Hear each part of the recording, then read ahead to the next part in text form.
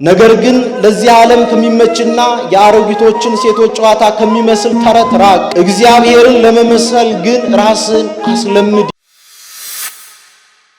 በቃልና በኑሮ በፍቅርም በእምነትም በንጽህናም ለሚያምኑቱ ምሳሌ ሁን እንጂ ማንም ታናሽነትን አይናቅ። አንድ ሰው ከትልቅ ተራራ ላይ ወጣ፣ ሞፈር ለመቁረጥ ነው። ከፍ ካለ ቦታ ላይ ወጥቶ ለመቁረጥ ሲሞክር አንሸራተተው። ወደ ታች መውደቅ ሲጀምር የተወሰነች ስር ነገር ይዞ ይቆማል። አሁን መጸለይ ጀመር ወደ እግዚአብሔር። እግዚአብሔር ያድነኝ፣ የዛሬም ብቻ አትርፈኛል። እግዚአብሔር ተገለጸለት። እሱን ስር ልቀቀውና ላድንህ አለው። የሰውየው መልስ ምንድን ነው? ስሩንም አለቅ፣ አንተም ምን በለኝ፣ አንተም አድነኝ። እምነታችን ፍጹም ሲሆን ምግባራችን ፍጹም ይሆናል። አንዳንድ ሰው ራሱን ያታላል እንዲህ እያለ እኔ ምግባሬ ደካማ ልሆን እችላለሁ፣ ግን እምነቴ ላይ ምንም ይላል። እምነትህ ፍጹም ከሆነ ምግባር ፍጹም ይሆናል።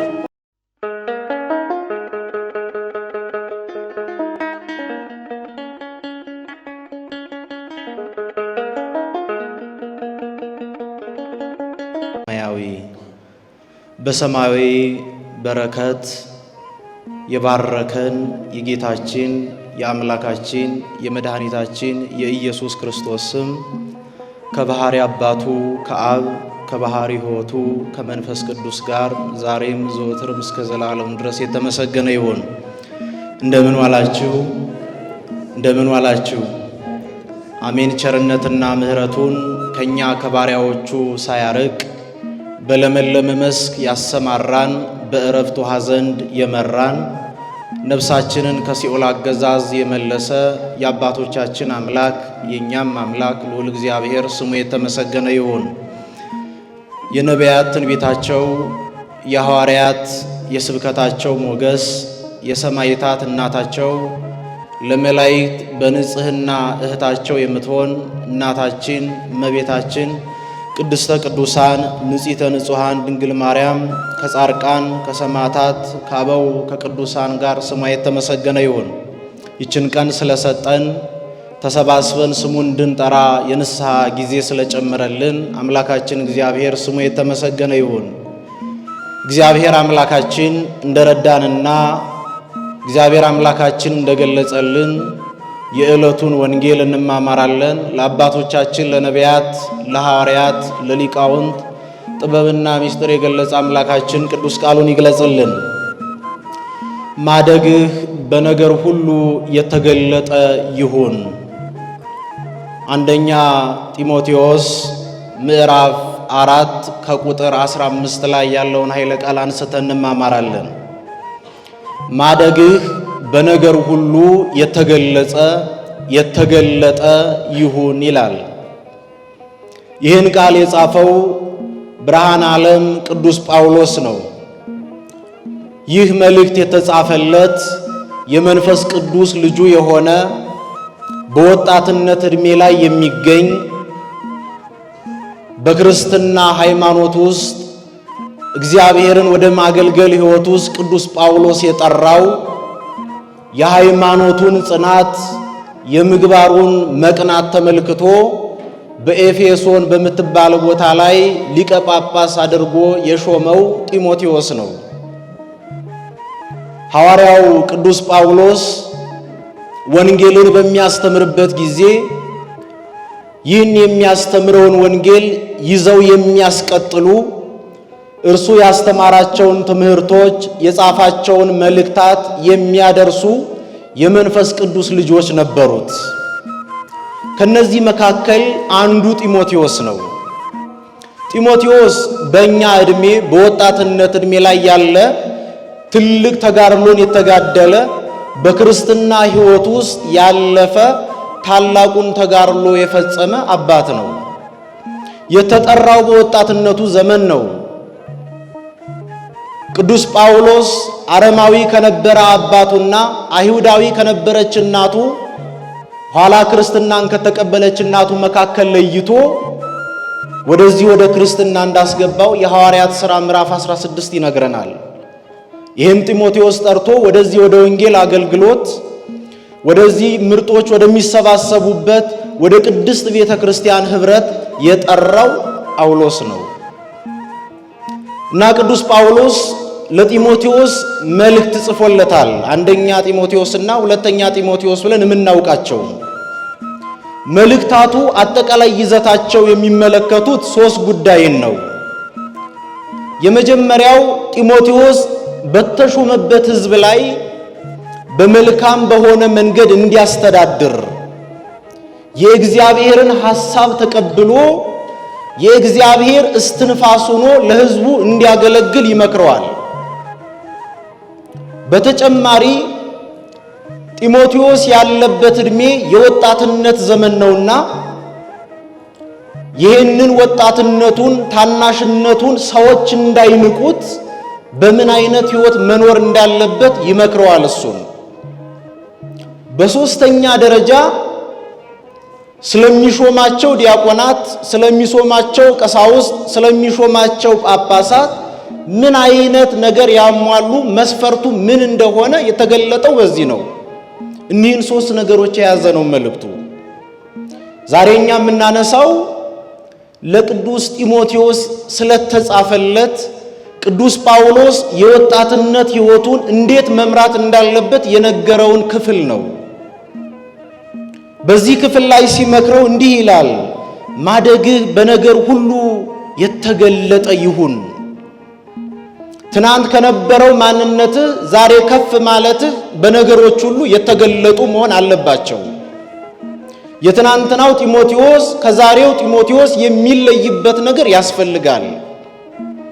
ትናንት አብረው የነበሩት ወደ ክርስቶስ ስትቀርብ ወደዚህ አገልግሎት ስትጠራ አብረው ሊኖሩ የማይገባቸውን ነገሮች እግር በእግር እየጣልክ መምጣት አለብህና ዛሬ ላይ ከባለፈው ማንነትህ የተሻለ መሆን አለበት። ይሄም ማንነትህ ደግሞ የተገለጠ መሆን አለበት ይለዋል። ስለመገለጥ ስናነሳ ሃይማኖታችን የክርስትና ሃይማኖት እንደምታውቁት የመገለጥ ሃይማኖት ነው። እግዚአብሔርን እኛ ተመራምረን ወይም በምድራዊ አስተሳሰባችን ወተንና ወርደን አላወቅነውም። እግዚአብሔርን ያወቅነው እርሱ በገለጠልን መጠን ነው። አስቀድሞ በነቢያቱ በብዙ ምሳሌ በብዙ ትንቢት ተገለጠ። ስለ ማንነቱ፣ ስለ ምግብናው፣ ስለ ቸርነቱ፣ ስለ ባህሪያቱ ገለጠ። ያን የተገለጠውን ማንነት አሜን ብለን ተቀበልን። ሃይማኖት ማለት እሱ ነው። እግዚአብሔር የገለጠውን መገለጥ አሜን እውነት ነው ብሎ መቀበል ነው ሃይማኖት። ስለዚህ የክርስትና ሃይማኖት የመገለጥ ሃይማኖት ነው ስንል ይሄ ነው። አስቀድሞ በነቢያቱ መናገር ብቻ አይደለም። ከሦስቱ አካላት አንዱ አካል ቃል ወልድ ኢየሱስ ክርስቶስ በተለየ አካሉ ከመቤታችን ተወልዶ በምድር ላይ ተገለጠ። ወአስተርአየ ወልደ እግዚአብሔር ከመ ይሣር ምክሮ ለጋኔን፣ የጋኔንን ምክር ያጠፋ ዘንድ የእግዚአብሔር ልጅ ተገለጠ ይላል ወንጌላዊው። ያንን የዲያብሎስን ምክር ለማጥፋት የሰውን ልጆች ቀና ለማድረግ በግልጥ ደግሞ ተገለጠ። የክርስትና መሰረቱ ክርስቶስ ነው። ክርስቶስ ተገልጧል። ስለዚህ ክርስትና ሃይማኖቱም የመገለጥ ነው። ሃይማኖቱ ብቻ አይደለም። በክርስትና ውስጥ የሚኖሩ ሰዎችም ክርስቲያኖችም የተገለጠ ሕይወት ያላቸው ናቸው። ለዚያ ነው በማቴዎስ ወንጌል ምዕራፍ 5 ላይ በሰማይ ያለ አባታችሁን እንዲያመሰግኑ ብርሃናችሁ በሰው ሁሉ ፊት ይብራ። የሚበራ ብርሃን ያላቸው የሚገለጥ ማንነት ያላቸው ናቸው ክርስቲያኖች። ስለዚህ ነው የሚነግረው ቅዱስ ጳውሎስ ማደግህ በነገር ሁሉ የተገለጠ ይሁን ይለዋል። የእድገት አይነቶች ብዙ ናቸው እንደምታውቁት። ሰው በአካል ያርጋል። ፊዚካሊ የሚያርገው እድገት አለ። በኢኮኖሚ የሚያርገው እድገት አለ። በአመለካከት በትምህርት የሚያርገው እድገት አለ። በተጨማሪ በኃጢአት የሚያርገው እድገት አለ። እድገትን ስናነሳ እነዚህ ናቸው። ሰው ሕፃን ሆኖ ተወልዶ ሕፃን ሆኖ አይሞትም። ከፍ እያለ እያደገ እየተለወጠ ይመጣል። እድገት አለ። ሰው ትናንት ከነበረው ኑሮ ከፍ እያለ እየተሻሻለ ይመጣል፣ ያድጋል። በአመለካከትም በትምህርትም እንዲሁ ከፍ እያለ ይመጣል። እነዚህ ምድራዊ የሆኑ ስጋዊ የሆኑ ማደጎች ናቸው። ሐዋርያው የሚመክረው ስለነዚህ አይደለም። ከዚህ በተለየ ሁኔታ በመንፈሳዊው ዓለም የሚያድግበትን መንገድ ነው የሚነግረው። በምድር ላይ በአካል ጎልምተ መልካሙነ ትልቁነ ተመልከቼህ ተገልጠህ ልህ አይደለም የሚለው። ካለ ገንዘብ ላይ ሌላ ገንዘብ ጨምረህ፣ ካለ ቤት ላይ ሌላ ቤት ጨምረህ፣ በሀብት ተትረፍርፈ ተገልጠህ ልህም አላለውም። በዚያው በምዕራፍ 4 ላይ እንዲህ ይለዋል፣ ነገር ግን ለዚህ ዓለም ከሚመችና የአሮጊቶችን ሴቶች ጨዋታ ከሚመስል ተረት ራቅ፣ እግዚአብሔርን ለመመሰል ግን ራስን አስለምድ ይለዋል። ቅዱስ ጳውሎስ የሚነግረው ማደግ በነገር ሁሉ የተገለጠ ይሁን ብሎ እንዲያድግ የፈለገው እግዚአብሔርን ወደ መምሰል ነው። የክርስትና እድገት የሚለካው እግዚአብሔርን በመምሰል ነው። የክርስትና ዓላማው ምንድነው? የተፈጠርነው ለምንድን ነው ብለን ስናነሳ መልስ የሚሆነው እግዚአብሔርን መስለን እንድንኖር። ከዚህ ውጭ አልተፈጠርንም። በእውነት ዛሬ እግዚአብሔርን እንመስላለን ወይ? ለሁላችን ጥያቄ ሆነና ይቆይ። ስለዚህ ነው የሚነግረው እግዚአብሔርን ለመምሰል ራስን አስለምድ። ምድራዊ የሆኑ ማደጎችን አይደለም፣ እግዚአብሔርን ወደ መምሰል የምታድግበት እድገት በነገሮች ሁሉ የተገለጠ ይሁን ነው የሚለው። አስቀድሞ እግዚአብሔር ሲፈጥረን የተፈጠርንበትን ዓላማ ነግሮን የፈጠረን እንደምታውቁት በምዕራፍ 2 ላይ ዘፍጥረት ስናነብ ወይቤ እግዚአብሔር እንዲህ አለ ይላል፣ ንግበር ሰብአ በአርአያነ ወበአምሳሊነ፣ ሰውን በመልካችን እንደ ምሳሌያችን ምን እንበል እንፍጠር። ምን ማለት ነው? ሰው የተፈጠረው እግዚአብሔርን መስሎ እንዲኖር ነው። ለዚያ ነው ታላቁ ሊቅ አስቀድሞ በአርአያው በአምሳሉ የፈጠረን እሱን መስለነው እንድንኖር ነው ይላል። በእግዚአብሔር አምሳል የተፈጠረ ከ22 ስነ ፍጥረታት ውስጥ የሰው ልጅ ብቻ ነው እንደምታውቁት።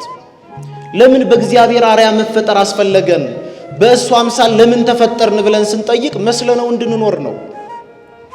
እግዚአብሔርን መስለን እንድንኖር፣ እግዚአብሔርን ወደ መምሰል እንድናድግ ነው በእሱ ምሳሌ የፈጠረን።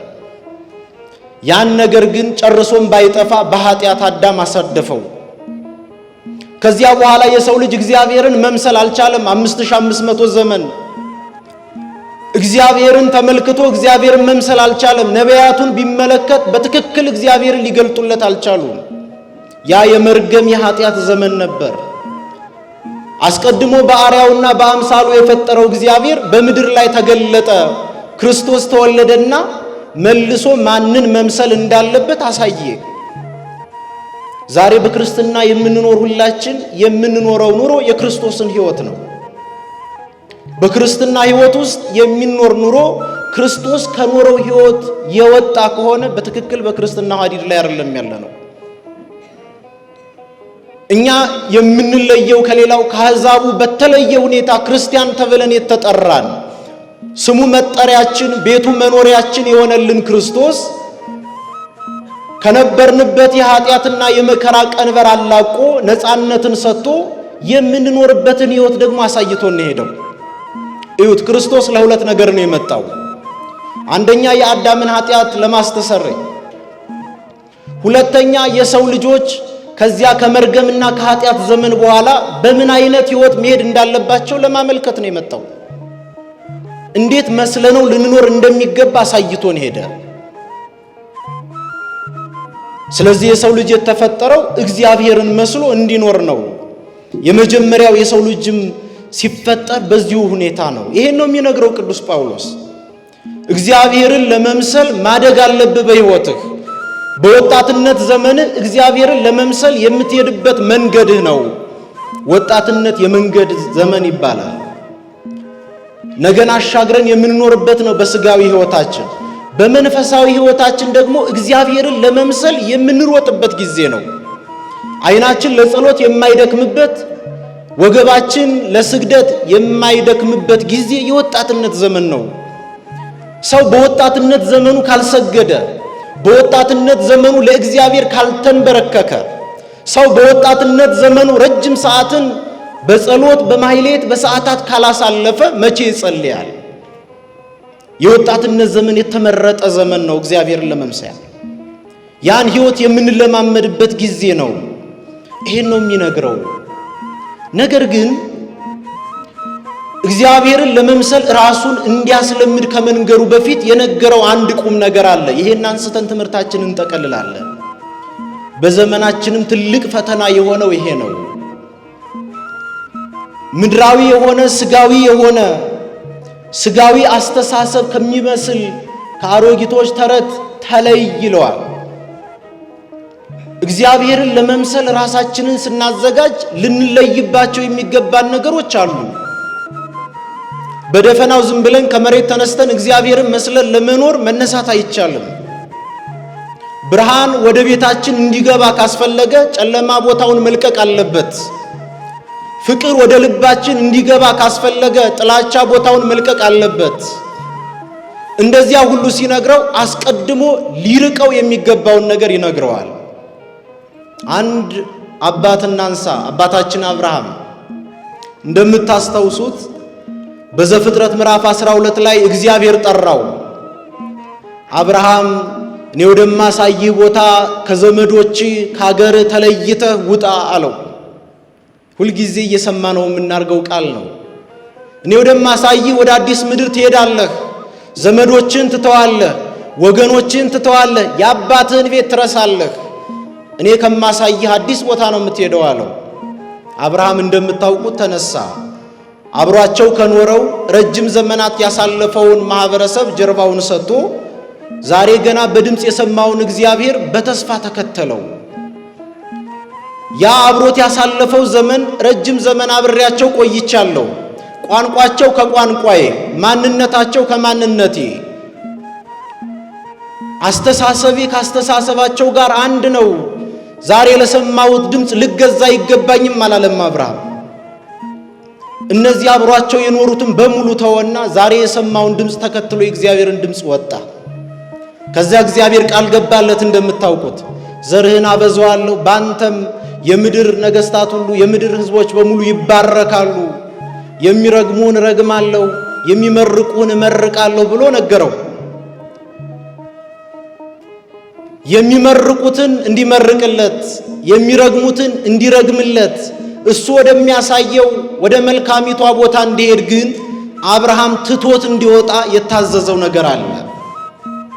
እግዚአብሔር አንድ ነገር ሊሰጠን ሲል እግዚአብሔርን ለመምሰል በምንሄድበት መንገድ ትተነው ልንሄደው የሚገባን ብዙ ነገሮች አሉ። በወጣትነት ዘመን አብርሃም ተነሳ፣ ተስፋውን ሰማ። አዲስ ሀገር እንደሚያገኝ፣ በእሱ አሕዛብ በሙሉ እንደሚባረኩ፣ የሚረግሙት እንደሚረገሙ፣ የሚመርቁት እንደሚመረቁ እግዚአብሔር ቃል ገባለት። ግን አለው እስከ ዛሬ ድረስ መተማመኛዬ ያልከው የኔ ብለው የምታስበው በሰው አስተሳሰብ መተኪያ የለውም ተብሎ የሚታሰበውን በሙሉ ጥለህ ነው የምትከተለኝ እኔን አለው እግዚአብሔር። ተመልከቱ፣ እግዚአብሔር ዛሬ እኔን ተከተሉ ሲለን እንደው እግዚአብሔር ይህንንማ እንዳትነካብኝ፣ መቼም በትዳሬ እንዳትመጣ፣ በሀብቴ እንዳትመጣ ምንል ብዙ ነን። አብርሃም ተው የተባለውን በሙሉ ትቶ ወጣ። ሶስት ነገሮችን ተወ ይላሉ ሊቃውን። የመጀመሪያው ትቶት የወጣው ሀገር ነው። ከሀገሩ ተለይቶ ወጣ። ለሀገር ብዙ ነገር ይደረጋል። ለዚያ ነው ነብዩም ወሐሬን ሎቱ ለርስቱ ብሏል። ይሄን ሀገር ብለው ሊቃውንቱም ተርጉመውታል። ሀገር የምንኖርበት እግዚአብሔርን ለማምለክ የምንገለገልበት ቦታ ነው። ሰው ያለ ሀገር አይኖርም። ያለ ሀገር እግዚአብሔርን ማመስገን አይችልም በምድራዊ ሕይወት። አብርሃም የታዘዘው ተመልከቱ፣ ያን የሚወደውን ሀገር። ዛሬ ለሀገር ብዙዎች ደማቸውን ያፈሳሉ። የሀገር ፍቅር ራሳቸውን ነፍሳቸውን አሳልፈው ለመስጠት ድረስ ይደርሳሉ። ያን የሚወደውን ነገር ለእግዚአብሔር ሲል ወደ አዲሱ ሕይወት ለመግባት ሲል ጥሎት ወጣ። ዛሬም እኛ እግዚአብሔርን ለመምሰል ወደሚያዘጋጀን መንገድ ስንሄድ ጥለነው የምንወጣ አንድ ነገር አለ። ለአብርሃም ስሙ ሀገር ነው ጥሎት የወጣው። እግዚአብሔር ዛሬ ለእያንዳንዳችን በየስማችን እየጠራ ተውት የሚለን አንዳች ነገር ግን አለ። እስኪ በልባቸው እሰቡት። ከእግዚአብሔር በላይ አብልጠን የምንወደው አንዳች ነገር ካለ ያን ተወው ይላል ዛሬ እግዚአብሔር። አብርሃም ሀገሩን ትቶ እንዲወጣ ነገረው። ሀገር መመኪያ ነው እንደምታውቁት። ያንን ተወ። ቀጥሎ ዘመዶችን ተወ። ዘመዶቹ ቢያዝን የሚያጽናኑት ናቸው፣ ቢራብ የሚያበሉት ናቸው፣ ቢጠማ የሚያጠጡት ናቸው። ዛሬ የጠራው እግዚአብሔር ግን ያለ እሳት ማንደድ ያለ ውሃ ማብረድ የሚችል ምግብን እስከ መብላት ፍላጎቱ የፈጠረ አምላክ ነውና የሚያበሉህን የሚያጠጡህን እንደ ምድራዊ አስተሳሰብ መተኪያ የላቸው የምትላቸው ቤተሰቦቹን ትተህ ምን በለኛለሁ ተከተለኛለሁ። ቤተሰቦቹን ተወ፣ ተከተለው። በመጨረሻ የአባቱን ቤት ትቶ እንዲከተለውም ነገረው። የአባት ቤት መኖሪያ ነው፣ በኋላም ርስቱን የምንወርሰው ነው። አዲስ የሚያወርሰው ምድር አለ። ይሄንን ይዞት የሚኖረውን የአባቱን ቤት ትቶ አዲሱን ርስት ለመቀበል እዚህ መተው ያለበት አንዳች ነገር ነበር። ያንን ትቶ አዲሱን ርስት ለመቀበል ወጣ። ዛሬም እኛ ወደዚህ እግዚአብሔርን ወደ መምሰል ህይወት ውስጥ ስንገባ ልንተዋቸው የሚገባን ብዙ ነገሮች አሉ። በጣም ከባድ ፈተና የሆነው በዘመናችን እንደምታውቁት ማኪያቶ የሆነ ኑሮ መኖር ይፈልጋል ብዙ ወጣት። ድብልቅ የሆነ ወተትም ቡናም ያለው ማለት ነው። አብርሃም ተከትሎ ሲወጣ ዘመዶችም ከኔ ጋር ይሁኑ አንተም ደግሞ የምትሰጠኝ ዘመዶች አሉ አላለም። ዛሬ እግዚአብሔር ከኛ ከዘመዶች ቢለየን ዘመድም ይሆኑ መላእክትን ይሰጠናል። ከአባቱ ቢለየው አባቱ ሆኖ በለመለመ መስክ አሰማርቶታል። ከሀገር ቢለየው መልካም የሆነች ልዩ የሆነች ሀገርን አሳይቶታል፣ ሰጥቶታል። ዛሬ እግዚአብሔር በምድራዊው በዚህ ዓለም ካሉት ዘመዶቻችን በላይ የሆኑ መላእክትን ዘመድ አድርጎልናል። ምድራዊ የሆነ የሰው ልጅ የሚቀማን ባሻቸው ጊዜ ጉልበት የሚሰማቸው ሰው የሚያፈርሱት ሀገር አይደለም የገነባልን እግዚአብሔር። ወርሰናት የምንኖራት ከገቡ መውጣት ካገኙ ማጣት የሌለባት መንግስተ ሰማያት አለች። ስለዚህ በጥቅሉ አንድ ነገርን ለማግኘት አንድ ነገርን መጣል ያስፈልጋል። እግዚአብሔርን ለማግኘት ከእግዚአብሔር በላይ የምንወደውን ነገር መጣል ያስፈልጋል ነው ዓላማው። ያ ካልሆነ እግዚአብሔርን መምሰል አይቻልም። ለዚያ ነው ጳውሎስ ሲመክረው አስቀድመ ስጋዊ የሆነ አስተሳሰብን በሙሉ መጣል አለብህ ይለዋል። አንድ ነገር ሲወጣ ነው አንድ ነገር የሚገባው። ፍቅር እንዲገባ ጥላቻ፣ ብርሃን እንዲገባ ጨለማ መውጣት እንዳለበት ዛሬም በእኛ ህይወት ውስጥ መውጣት ያለባቸው ብዙ ነገሮች አሉ። ስጋዊ ህይወት ሲሆን ስጋዊ ነው። ነጠላው ሲወርቅ ወደ ዓለማዊ፣ ነጠላ ስንለብስ ክርስቲያን መሆን አይቻልም።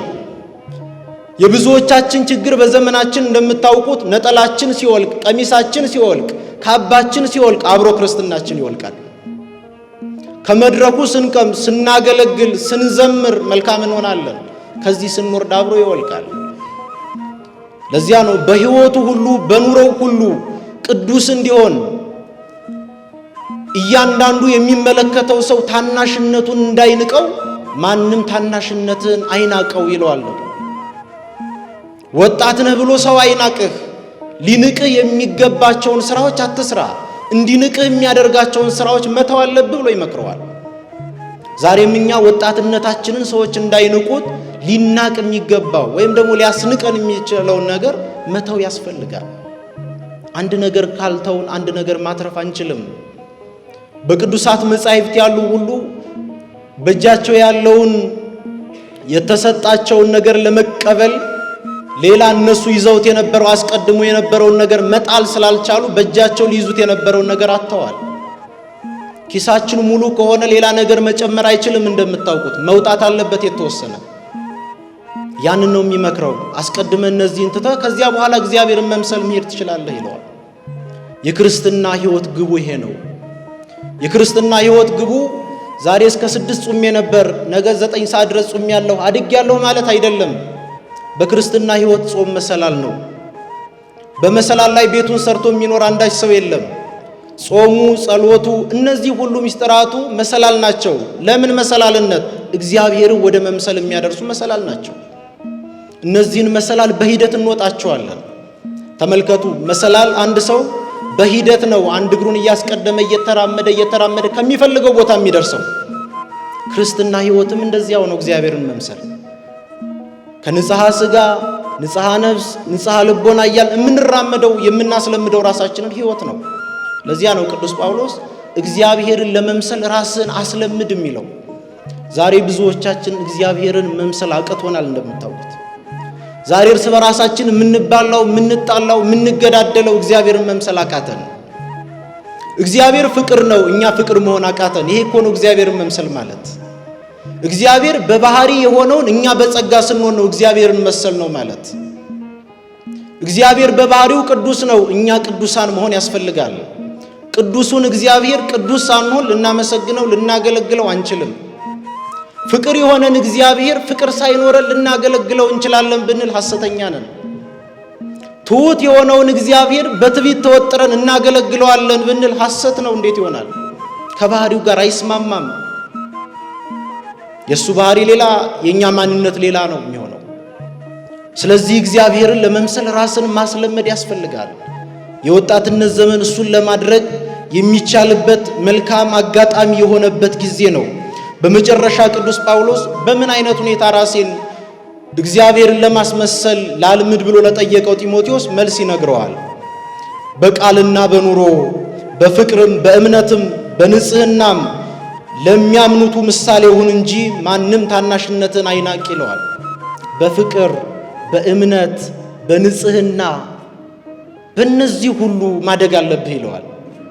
በእምነታችን ማደግ አለብን። እምነታችን በማይናጋ መሰረትነት ላይ መታነጽ አለበት። ለዚያ ነው መጽሐፍን ተመልከቱ፣ በተደጋጋሚ ስለ እምነት ይነግረናል። እምነታችን በማይነቃነቅ አለት ላይ ከተመሰረተ የዓለም ውዥንብር የዓለም ንፋስ ሊጥለን አይችልም። ለዚያ ነው በማቴዎስ ወንጌል ላይ የተጠቀሳለ ጌታችን ያን የተራራውን ስብከት ካስተማረ በኋላ በመጨረሻ እንዲህ አላቸው፣ ማንም ይህን ቃሌን ሰምቶ ቤቱን በአለት ላይ የሰራ የተገበረ ይህን ቃሌን ሰምቶ በሕይወቱ የለወጠ ቤቱን በአለት ላይ የሰራ ሰውን ይመስላል አላቸው። በወጣትነት ዘመናችን ቤታችን በምን ላይ ነው የተሰራው? በእግዚአብሔር ላይ ያለ እምነታችን በምን ላይ ነው የተሰራው? ይሄ መሰረት ነው። እግዚአብሔርን ትተን ከምንወዳቸው ነገሮች ሁሉ ለመከተል በእግዚአብሔር ላይ ፍጹም የሆነ እምነት ያስፈልጋል ይባላል። አንድ ሰው ከትልቅ ተራራ ላይ ወጣ፣ ሞፈር ለመቁረጥ ነው። ከፍ ካለ ቦታ ላይ ወጥቶ ለመቁረጥ ሲሞክር አንሸራተተው። ወደ ታች መውደቅ ሲጀምር የተወሰነች ስር ነገር ይዞ ይቆማል። አሁን መጸለይ ጀመር ወደ እግዚአብሔር። እግዚአብሔር ያድነኝ፣ የዛሬም ብቻ ትርፈኛል። እግዚአብሔር ተገለጸለት። እሱን ስር ልቀቀውና ላድንህ አለው። የሰውየው መልስ ምንድን ነው? ስሩንም አለቅ፣ አንተም ምን በለኝ፣ አንተም አድነኝ። የተማመነበት አለ፣ በእጁ የያዘው እግዚአብሔርን ደግሞ እንዲያድነው ይፈልጋል። በእግዚአብሔር ላይ ሙሉ እምነት አለን ወይ? ይሁት አንዳንድ ሰው እኔ እኮ ያው ምግባር ነው የሌለኝ እንጂ ሃይማኖት እምነት አለኝ ይላል። እንደዚያ የሚባል ነገር የለም። ፍጹም የሆነ እምነት ፍጹም የሆነ ሃይማኖት ያለ ሰው ምግባሩ ፍጹም ነው። ፍጹም የሆነ ነቅ የሌለው እምነት ያለው ሰው ሕይወቱ ፍጹም የሆነ ነው። እምንኖረው እንደምናምነው ልክ ነው። አትሳሳቱ። እግዚአብሔርን እንደምናምነው ልክ እንኖራለን። በፍጹም ያመኑት ሰማዕታቱ አንገታቸውን ለመስጠት ወደ ኋላ አላሉም። እኛ ዛሬ ጊዜያችንን መስጠት አቅቶናል። እንደምታውቁት በዓለም ነገር ነው የምናሳልፈው ወጣትነት ዘመናችንን። እምነታችን ፍጹም ሲሆን ምግባራችንን ፍጹም ይሆናል። አንዳንድ ሰው ራሱን ያታላል እንዲህ እያለ አይ እኔ ምግባሬ ደካማ ልሆን እችላለሁ፣ ግን እምነቴ ላይ ምንም ይላል። እምነትህ ፍጹም ከሆነ ምግባር ፍጹም ይሆናል። ምክንያቱም እግዚአብሔርን በፍጹም ስናምነው ፍጹም የሆነ ምግባር ነው የሚኖረን። ስለዚህ በእምነት እደግ ብሎ ይነግረዋል። ሁለተኛ በፍቅር ነው። ፍቅር እግዚአብሔርን መውደድ ነው። እንግዲህ በመጽሐፍ ቅዱስ የተነገረ አስቀድመ እግዚአብሔር አምላክህን በፍጹም ልብህ፣ በፍጹም ሕሊና፣ በፍጹም ነፍስህ ውደደው ይላል። እግዚአብሔርን እንወደዋለን? አዎ፣ ይሄን ነው የሚጠይቀው። እግዚአብሔርን መውደድ ማለት ምን ማለት ነው? እግዚአብሔርን የሚወድ ሰው ምን አይነት ሕይወት ነው ያለው? ምክንያቱም እነዚህ ነገሮች መሰረት ናቸው። እምነት መሰረት ነው። እግዚአብሔርን መውደድ መሰረት ነው። ዛሬ እኛ ለተቸገሩት ምጽዋት የምንሰጠው በጎ ስራዎችን የምንሰራው እግዚአብሔርን ከመውደድ መሆን አለበት። ስለተረፈን አይደለም ገንዘብ የምንሰጠው። ጊዜ ሌላ ቦታ የምንሄድበት ቦታ ስላጣን ምናምን አይደለም እዚህ የምንቀመጠው። ማንን ስለወደድን ነው? እግዚአብሔርን ስንወድ ነው የምናደርገው። እግዚአብሔር የሚወደው የሚፈልገው እኛ የምንሰጠውን ሳንቲም እኛ የምንሰጠውን ገንዘብ አይደለም። ለእግዚአብሔር ምን ይሰጠዋል? ያችን ነገር ግን ከፍቅር ሆነን ስናደርገው እሱ ይቀበለዋል። አንድ ምሳሌ ልንገራችሁ። አንድ አባት ሕፃን ልጁ ስራ የሌለው ታናሽ ልጁ የሆነ ስጦታ ዕቃ ገዝቶ መጥቶ ለአባቱ ቢሰጠው አባቱ እንዴት አይደሰት? ገንዘቡ እኮ የሱ ነው። ልጁ ስራ የለውም። ከየትም አምጥቶ ለአባቱ ስጦታ አይገዛለትም። ግን የልጅየው ስጦታ ለአባቱ ያለውን ፍቅር ያሳያል። ለእግዚአብሔር የምንሰጠው አንዳች ነገር የለም። ጊዜያችንን ብንሰጥ ጊዜ የሰጠ እግዚአብሔር ነው። ሕይወታችንን ብንሰጥ ሕይወትን የሰጠ ማን ነው? እግዚአብሔር ነው። ለእግዚአብሔር ምን ይከፈለዋል? ግን እያንዳንዱ የምናደርጋቸው ነገሮች ሁሉ ከእግዚአብሔር ፍቅር መመንጨት አለባቸው። እሱን ነው የሚቀበለው።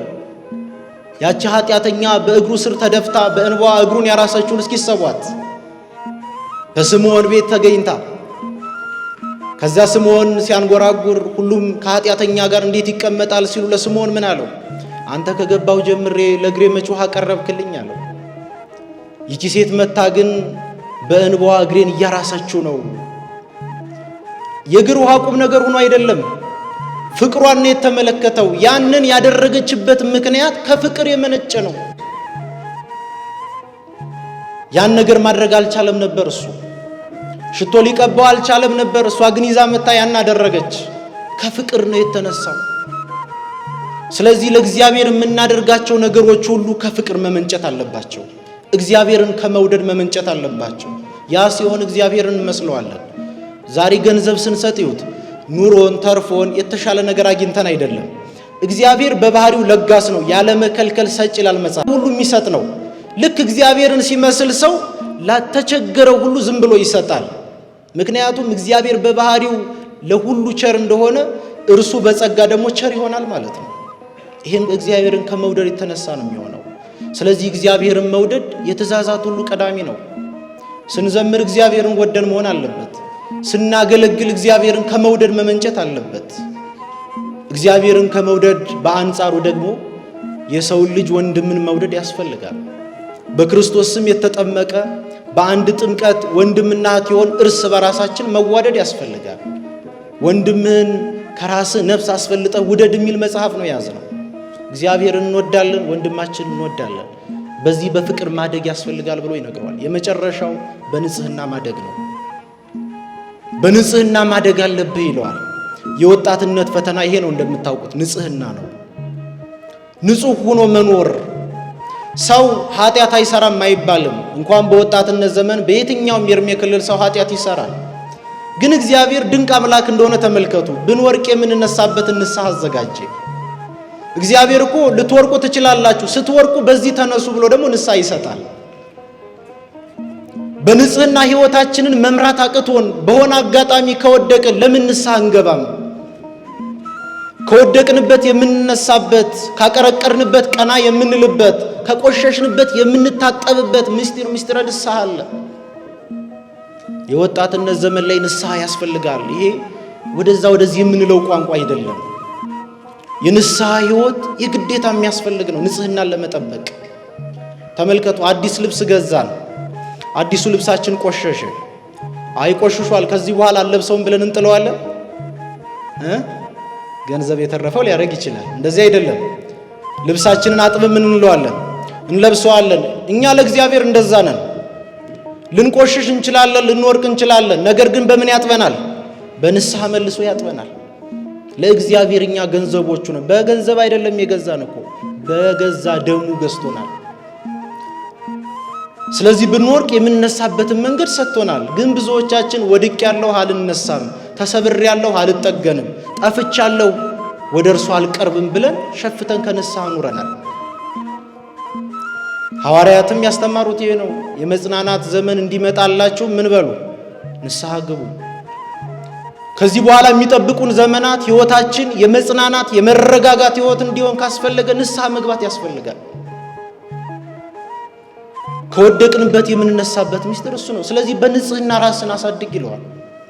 ራስን ስታሳድግ ደግሞ ሳትወርቅ አይደለም ብትወርቅ የምትነሳበት መንገድ አለና፣ ስለዚህ በእምነት በፍቅር በንጽህና እርሱን ለመምሰል ራሳችንን እንድናስለምድ አሁን የያዝነውን የጀመርነውን ይሄንን አስፍተን እንድንቀጥል እግዚአብሔር አምላካችን ይርዳን። ትልቅ ነገር ነው የጀመርነው። ጢሞቴዎስን ያነሳነው ለዚያ ነው። ጢሞቴዎስ በዚህ ዘመን ሆኖ ቢሆን በዚህ ጉባኤ ይገኛል። ምክንያቱም እንደኛ ወጣት ነው፣ እንደኛ ክርስቲያን ነው። ወጣትነትና ክርስትና በእኛ እድሜ ላይ ያለ ነው። ለእርሱ የተመከረው ምክር፣ ለእሱ የተነገረው ትእዛዛት ሁሉ ለእኛም ይሰራል።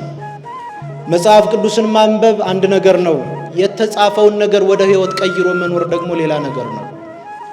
ጢሞቴዎስ ብሎ ቅዱስ ጳውሎስ ሲጽፍ ዛሬ ደግሞ ለኛ እያንዳንዱ ስማችንን እየጠራ እንደሚነግረን ማሰብ ያስፈልጋል።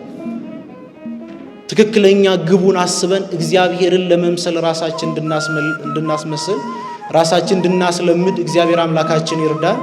ያስተማረን የመከረን የገሰጸን የአባቶቻችን አምላክ ልዑል እግዚአብሔር ስሙ የተመሰገነ ይሁን። ይቆየን።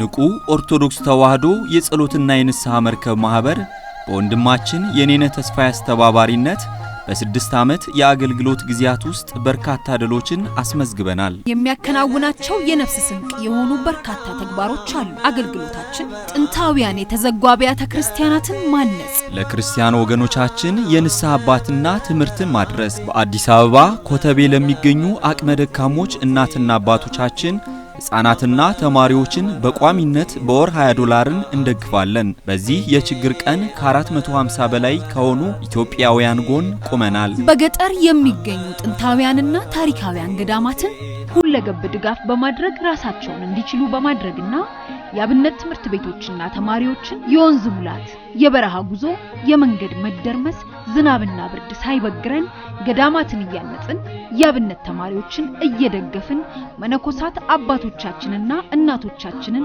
እየረዳን እንገኛለን። በንቁ ኦርቶዶክስ ተዋህዶ የጸሎትና የንስሐ መርከብ ዋትስአፕ ማህበር ላለፉት 6 ዓመታት በአሜሪካ፣ በካናዳ፣ በአውሮፓ፣ በአውስትራሊያ እንዲሁም በአረብ ሀገራት የሚገኙ ክርስቲያን ወንድም እህቶቻችን ቤተክርስቲያንና የንስሐ አባት በማጣት ለሚቃጠሉ የንስሐ ትምህርቶችን በማቅረብ